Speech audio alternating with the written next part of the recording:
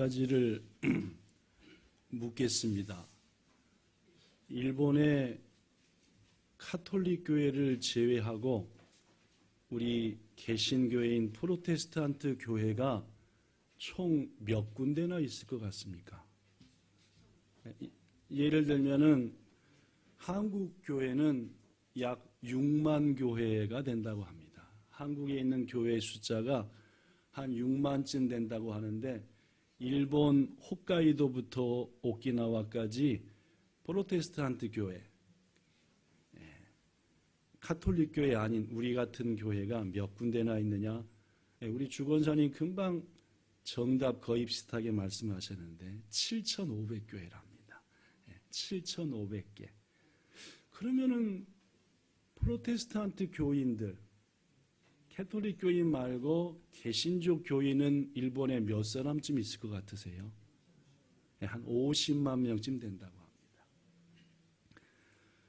잼이라고 하는 일본 선교단체의 최근 자료에 의하면은 일본의 프로테스탄트 교회는 7,500개쯤, 그 다음에 일본에서 살고 있는 크리스찬의 숫자는 약 50만 명.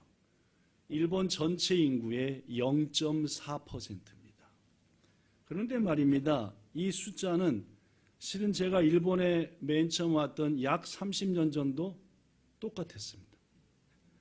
즉, 일본의 교회 숫자나 성도의 숫자는 30년 전보다 많아진 것도 아니고 줄어든 것도 아닙니다. 거기에 대해서 저는 이렇게 생각해 봤습니다. 좀 더 지난 30년간 부흥되고 성장됐으면 좋았을 텐데 라는 마음과 동시에 복음의 불모지, 좀처럼 예수님 안 믿으려고 하는 이 땅에서 그나마 교회와 성도들이 얼마나 눈물 흘리며 헌신했으면은 유지는 했을 거. 한국은 사정없이 떨어졌거든요. 지난 30년간. 지난 30년간 성도들의 숫자가 이단에 뺏기고 교회를 떠나고 웬만한 교회는 찬양대도 없습니다. 한국의 말입니다. 그런 것과 비교해 볼 때 일본 30년 유지했던 것은 은혜요 여러분과 같은 성도들의 눈물과 헌신이다라고 믿고 있고 하나님께서 반드시 이 30년의 인내를 바탕으로 성장시켜 주시리라 믿습니다. 그런데 여러분, 이 대목에서 우리가 한 가지 짚고 넘어가야 될 것이 있습니다. 뭐냐? 제가 조금 전에 7,500교회가 있다고 했는데 그 중에 6,000교회, 그러니까 80%, 18개가 미자립교회입니다. 미자립이라고 하는 의미가 뭐냐면 여기서는 교회 전체 성도의 수가 15명이 안 되고 경제적으로 신앙적으로 외부로부터 도움을 받지 않으면 그 교회의 존립 자체가 힘들고 이걸 미자립교회라고 하는데 일본에 있는 7,000교회, 7,500교회 중에 자그마치 몇 개가요? 안 쓰였습니까? 눈 뜨십시오. 눈 뜨면 바로 보이는데 그죠? 6,000교회가 미자립이다. 더 심각한 게 있습니다. 일본에 있는 한국교회, 일본교회 포함해서 급격하게 진행되고 있는 고령화입니다. 고령화요. 사회만 고령화가 되는 게 아니라 교회도 고령화되고 있습니다. 이 잼의 통계에 의하면은 일본에 있는 전체 프로테스탄트 교회 목사들을 다 해서 나이를 딱 평균으로 했더니 70살이 넘는답니다. 결국 할아버지들 목사님이 허다하시다. 저는 거기다 대하면 뭡니까? 아주 뭐 파릇파릇한 하얀 머리 많지만 파릇파릇한 신학교는 텅텅 비었습니다. 새로 목회자가 되는 사람은 좀처럼 나타나지 않습니다. 7,500교회 중에 1,000교회 이상 목회자가 없습니다. 목사도 전도사님도 교회에 없는 겁니다. 성도들끼리 예배드리든지 얼른 이 교회 예배드리고 일로 와서 또 예배드리든지. 우리 본향교회만 보더라도 지난 수년간 연령대가 소또 높아진 것이 사실입니다. 사랑하는 여러분, 이러한 이 땅의 힘든 신앙과 교회 현실 앞에서 우리는 뭘 해야 될까요? 오늘 그 얘기 좀 전하고자 합니다. 30년간 쭈그러지지 않은 것은 감사한 일인데 내부적으로 볼 때는 언제든지 쭈그러질 수도 있다라는 상황. 저는 우리를 이곳에 보내신 또 이곳에 머물게 하신 하나님의 뜻에 따라 첫째는 우리 주위에 하나님이 보내신 사람들, 여러분 일터나 삶의 현장에 보내신 사람들을 예수님의 사랑으로 뭐하고? 사랑하고 그들에게 구체적으로 복음과 사랑을 전하고 실천하는 것, 이것이 중요하다고 생각합니다. 한마디로 말해서 선교사뿐만 아니라 여러분들도 준 선교사의 마음을 가지고 이 땅에 교회를 지켜나가기 위해서 애쓰고 힘써야 한다라는 말입니다. 더구나 일본 복음화를 위해서 저는 여러분과 저가 이 땅의 성도들이 준비된 신앙이 되기를 바랍니다. 그래서 누군가가 우리에게 기독교는 뭐야? 뭘 믿는 거야? 라고 말할 때에 우리 기독교는 이것을 믿는 거야 라고 말해줄 수 있는 그런 준비가 우리에게 있어야 한다는 말씀입니다. 여러분 묻습니다. 기독교가 뭐지요? 뭘 믿는 종교입니까? 기독교는? 기독교가 뭘 믿는 종교냐는 것을 말하기 위해서는 기독교 할 때 기독이라는 말이 뭔지를 아는 게 중요합니다. 뭐가 기독입니까? 요 기독이 뭡니까?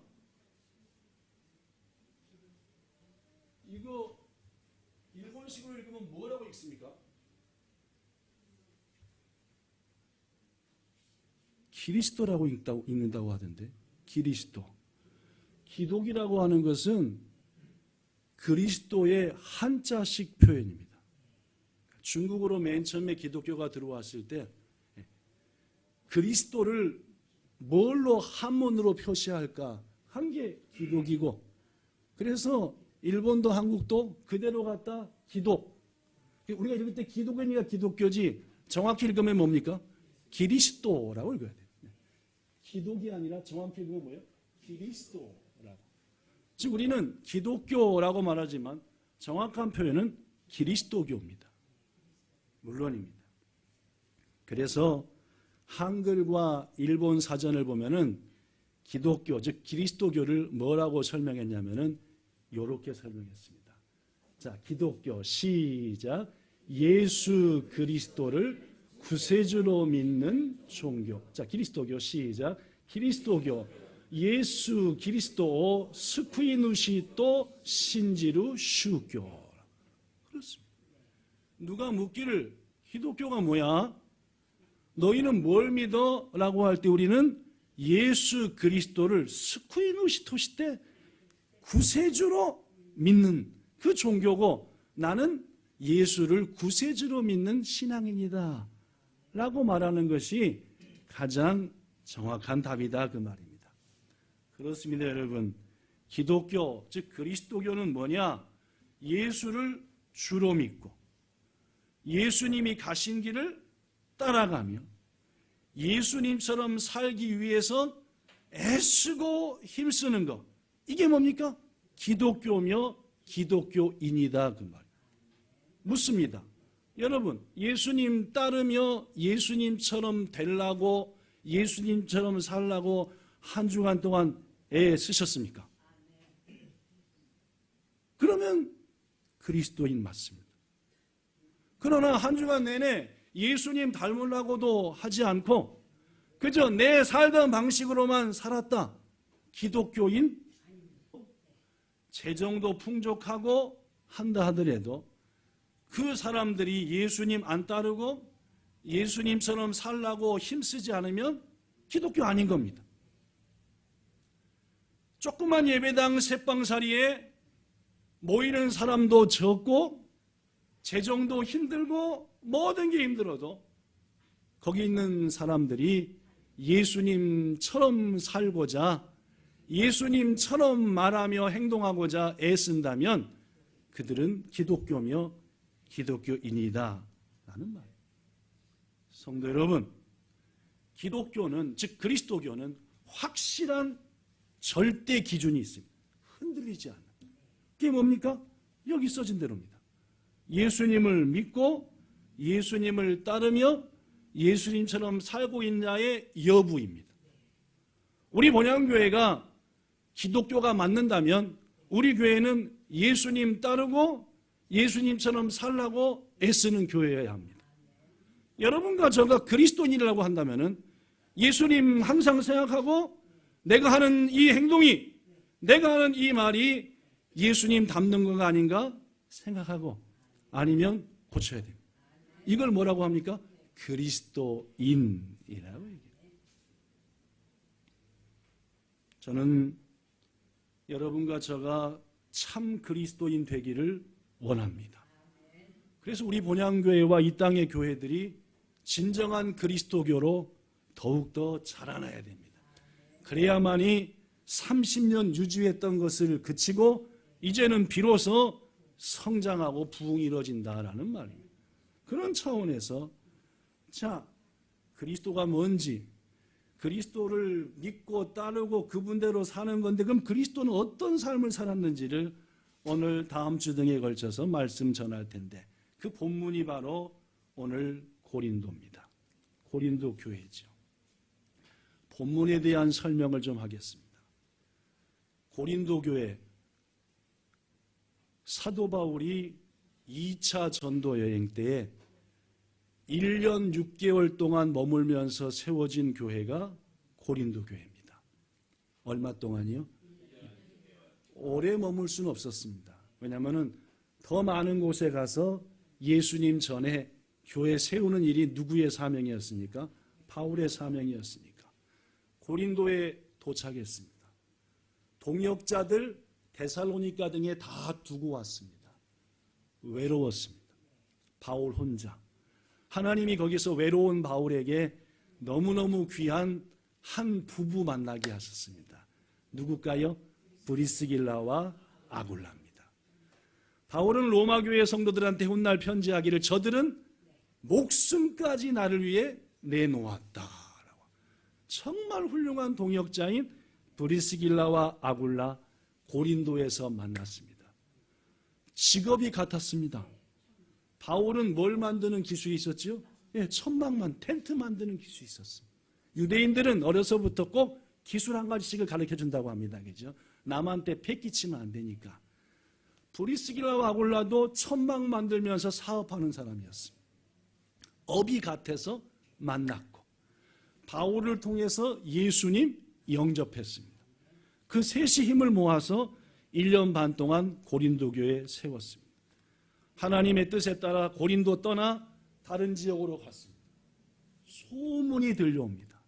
소식이 들려옵니다. 이런저런 문제들이 뭐했다? 발생했다. 고린도 교회. 교회가 새로 생기면은 문제 있습니까? 없습니까? 있습니다. 더구나 개척한 목사 떠났습니다.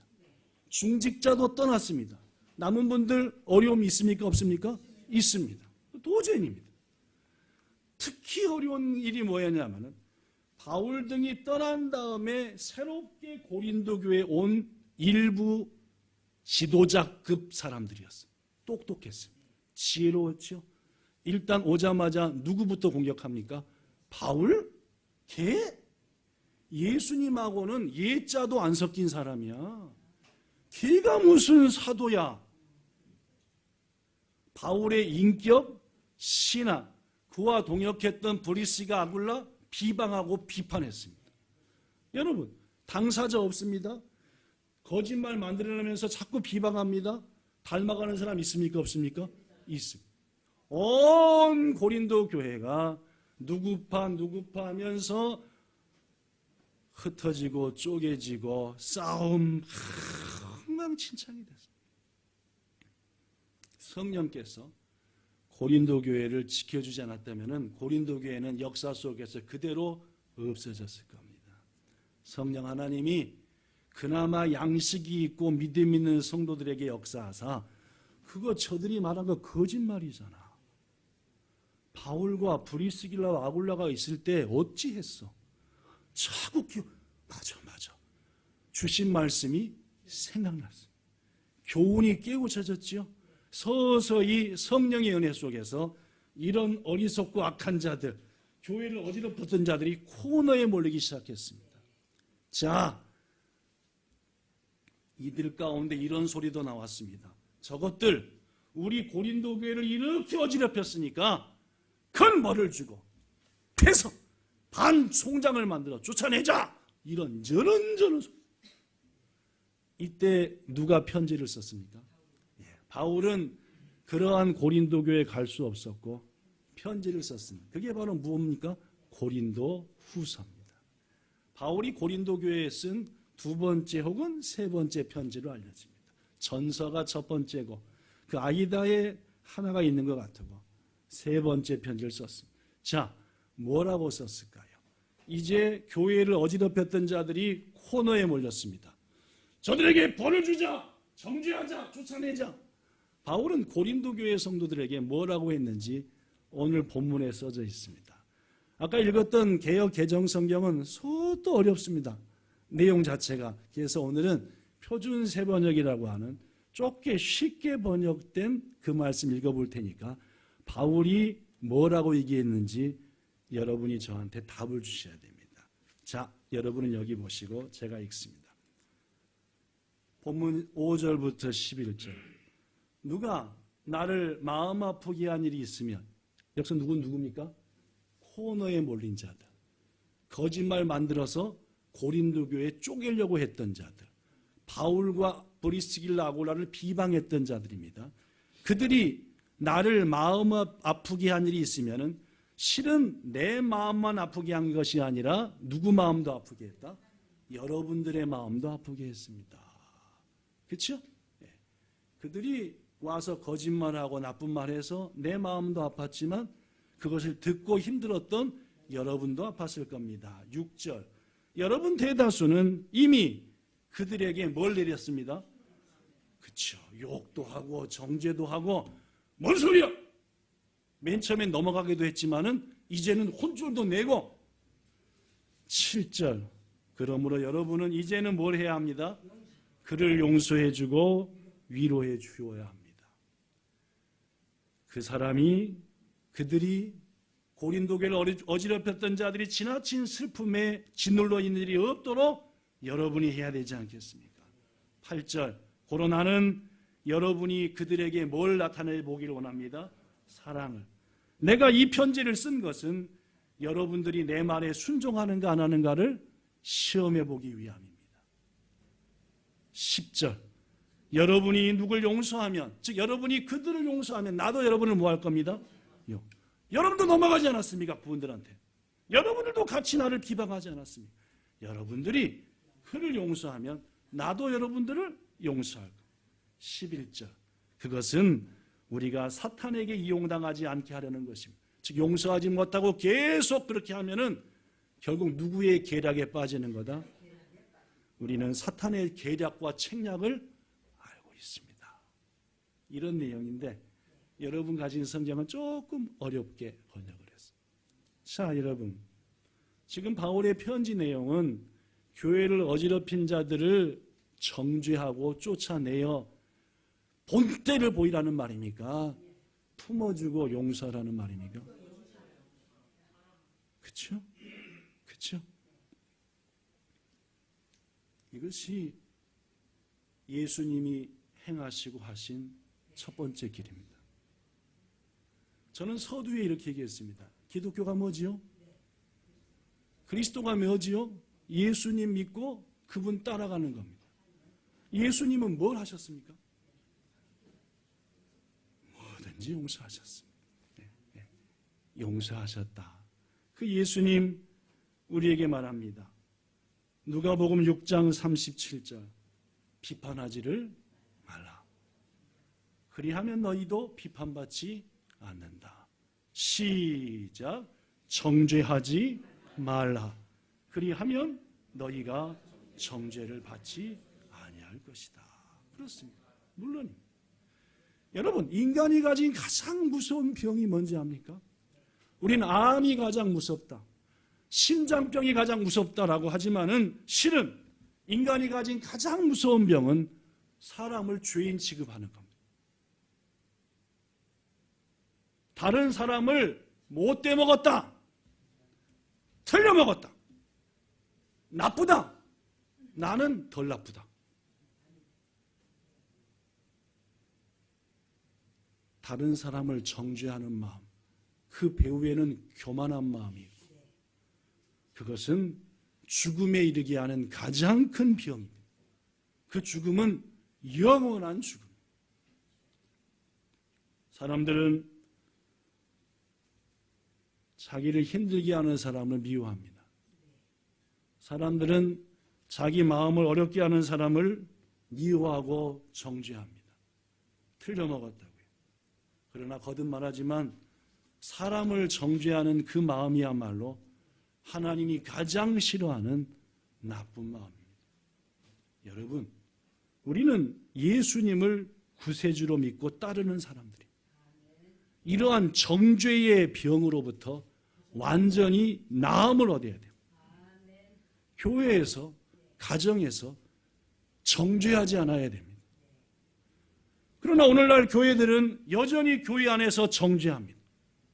무슨 일이 있으면은 저 사람이 틀렸고 네 신앙이 잘못된 거고 네가 잘못된 거다. 그것은 성도의 가정에서도 마찬가지입니다. 자기 탓이야, 아빠 탓이야, 엄마 탓이야, 자식 탓이야, 아내 탓이야, 남편 탓이야. 성도 여러분, 우리 마음이 누군가를 정죄하려고 할 때 내 생각이 내 가족과 이웃을 또 정죄하려고 하며 못된 사람, 악한 사람으로 하려고 할 때 우리는 주저없이 십자가 앞으로 나가야 됩니다. 왜냐하면 예수님이 왜 십자가를 졌는지 깨달아야 하기 때문입니다. 묻습니다. 하나님의 아들이 왜 십자가를 선택하셨습니까? 물론입니다. 죄 없으신 예수님이 큰 죄의 십자가에 그토록 처참하게 죽음 당하신 것은 분명한 이유, 십자가에서 우리에게 말씀하고자 하는 메시지가 있는 겁니다. 그게 뭔지 압니까? 나는 너희의 모든 죄값을 다 지고 죽었다. 고로 나는 절대 너희를 뭐하지 않겠다? 정죄하지 않겠다. 다시, 너희의 모든 죄를 지고 내가 죽었으므로 내가 너희가 지은 행한 현재, 과거, 미래의 죄에 대해서 죄를 묻거나 죄를 정하거나 하지 않겠다. 간음하다가 현장에서 잡힌 여자를 알다시피 바리새인들과 서기관들이 끌고 왔습니다. 그들은 정죄했습니다.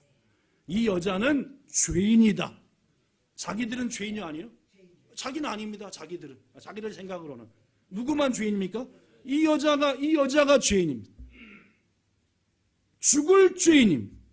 말합니다. 선생이여, 이 여자는 간음하다가 현장에서 잡혔습니다.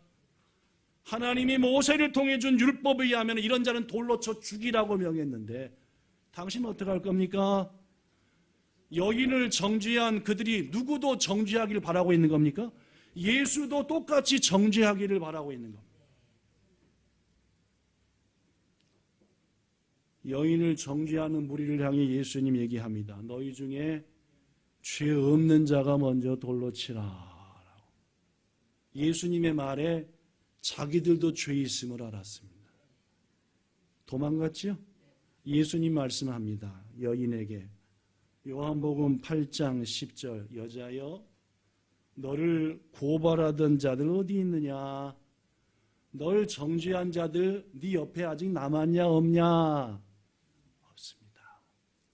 예수님이 이어서 말합니다. 요한복음 8장 11절. 나도 너를 뭐하노니? 가서 다시는 죄를 범하지 말라. 이 여자 죄인입니까? 아닙니까? 죄인입니다. 그런데 예수님이 이 여자를 용서했습니까? 안 했습니까? 용서도 했고 죄에 대해서 묻지도 않았습니다. 그리고 뭐라고 하셨습니까? 다시는 짓지는 말아라. 왜 이런 용서가 가능합니까? 자기가 죽을 거니까. 이 여자의 죄도 들춰매고 죽으실 거니까. 고로 예수님이 십자가에서 우리에게 무언으로 말씀하시는 말, 내가 너희를 뭐하지 않겠다? 그런데 우리가 정죄하면 되겠습니까? 예수님이 우리의 죄에 대해서 말씀하지 않는데 여러분과 저가 다른 사람의 잘못과 죄에 대해서 일일이 넌 틀려먹었고 이게 틀려먹었고 이게 틀렸고 그렇게 하면 주님이 기부하겠냐 그 말. 여러분 십자가와 정죄는 정반대입니다. 예수님은 죄인을 사랑하시고 그를 위해서 십자가의 죽음을 선택한 겁니다. 자기 스스로 죄인 되셔서 십자가의 죽으심으로 정죄받아 마땅한 우리를 정죄받지 않을 자리로 옮겨준 겁니다. 이런 은혜를 여러분과 저가 받았습니다. 못됐잖아요. 우리 똑같이 악하잖아요. 우리가 지은 죄 조목조목 따져서 죄인 해도 할 말 없잖아요. 그러나 그 모든 죄 예수님이 다 짊어진 거고 내가 너희를 안 정죄한다. 그런데 우리가 서로 정죄한다면은 주님이 기뻐하시겠냐라는 말. 캄보디아의 킬링필드라고 하는 영화의 주인공으로 여겨지는 폴 포트라는 사람이 있었습니다. 이 사람은 정권을 잡고 우리 캄보디아가 세계 으뜸 가는 나라를 만들기 위해서는 쓰레기 같은 것들을 죽여버려야 된다. 오염된 캄보디아민들을 죽여야 다른 정직한 캄보디아인들이 오염되지 않고 이 나라가 발전한다 해서 모든 기성세대, 지주, 고학력자, 교사, 공무원, 유학생들을 차례로 죽여 수백만 명을 죽였습니다. 캄보디아 사람 수백만 명을 권력을 가지고 잡아 죽였다는 말입니다. 나라를 어떻게 하겠다고? 깨끗하고 세계 으뜸 가는 나라 되겠다. 지금 캄보디아 세계 으뜸입니까? 러시아 레닌의 후계자였던 스탈린은 그의 정적인 트로츠키를 죽인 다음에 혁명을 완수한다는 핑계 아래 수천만 명의 러시아인들과 주위 나라들의 사람들을 죽였습니다. 그들을 죽여야 세계가 평등해진다고 말합니다.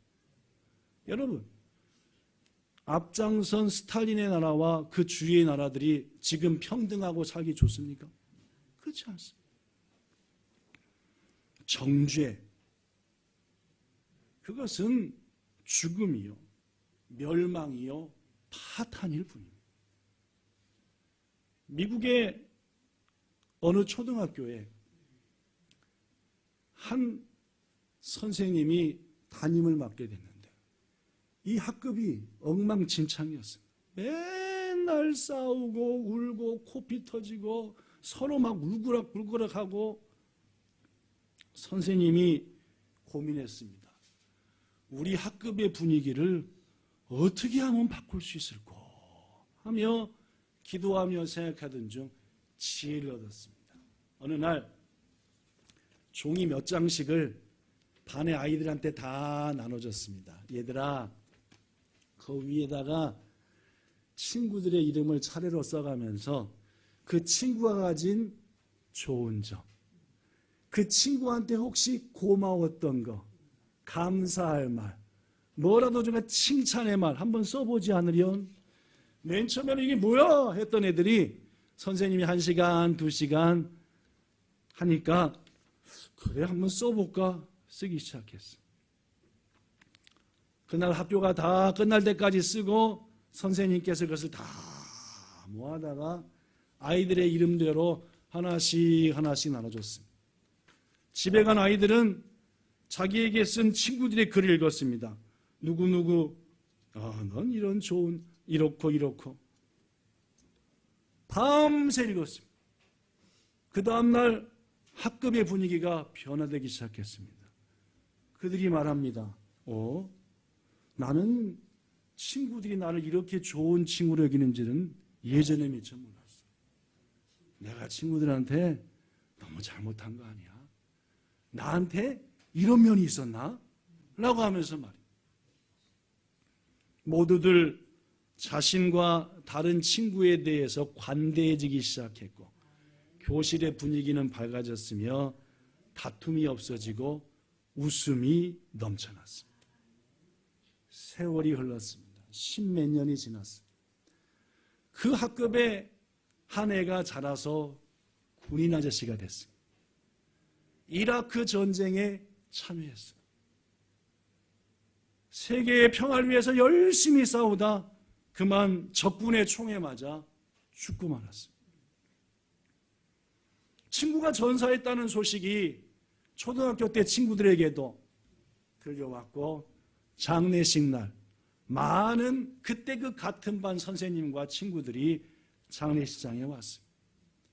모든 장례를 끝나고 죽은 친구의 누나가 뭔가를 들고 선생님과 같은 반이었던 친구들을 찾아왔습니다. 이렇게 말합니다. 선생님, 그리고 동생의 친구들, 내 동생이 죽을 때까지 호주머니 속에 소중하게 간직하고 있었던 것이 있었어요. 바로 이것이에요 하고 딱 내밀었더니 선생님과 친구들이 보니까 뭐예요? 10몇 년 전에 써줬던 친구들이 칭찬해줬던 것을 꼭이죠.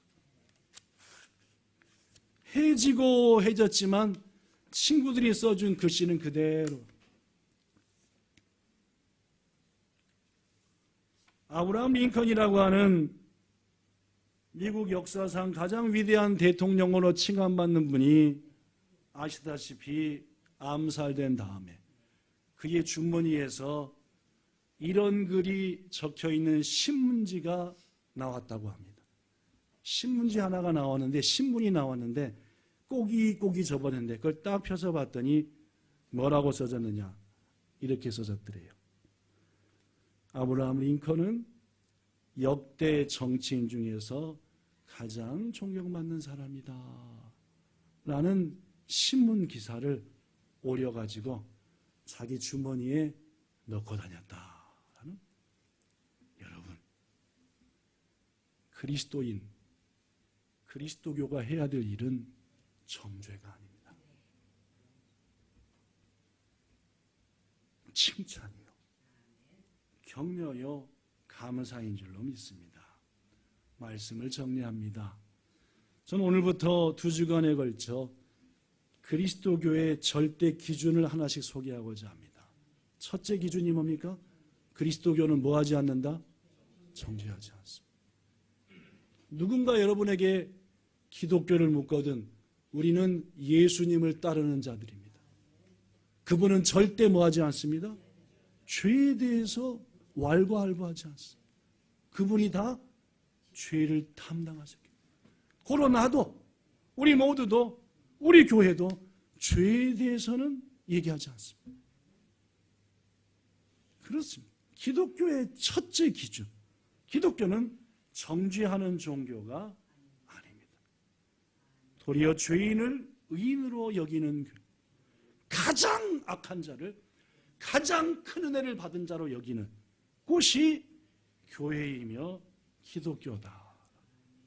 사랑하는 여러분, 앞서 말씀드린 것처럼 십자가와 정죄는 완전 반대편. 혹 우리의 마음속에 정죄하는 마음, 누군가에 대해서 넌 틀려먹었어 하는 마음이 있거들랑 주저없이 어디로 달려나와야 됩니까? 그리고 생각해야 됩니다. 예수님이 왜 십자가에 죽으셨는지, 그분이 십자가에서 우리에게 난 너희를 절대 뭐하지 않을 거야? 정죄하지 않아. 로마서 2장의 말씀으로 결론의 말씀을 드립니다. 로마서 2장 1절 그러므로 남을 판단하거나 정죄하는 사람아 누구를 막론하고 네가 핑계하지 못할 것은 남을 판단하는 것으로 네가 널 스스로 정죄하는 것이니 넌 남을 판단한다고 하지만 네 스스로 그 짓을 하고 있구나.